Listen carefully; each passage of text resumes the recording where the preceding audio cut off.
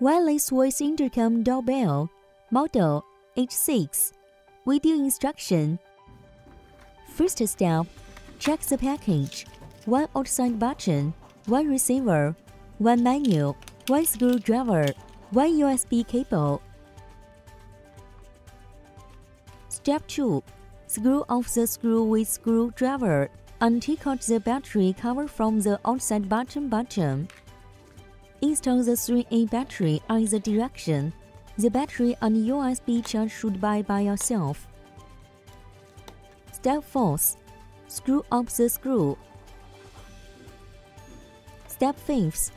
Switch on the receiver and will get voice.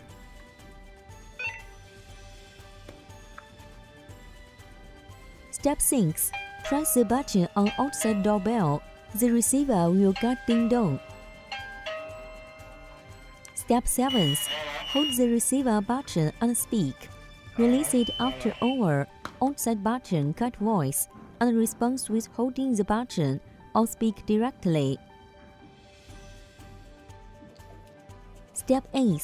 Check the LED lights of receiver turn on or not.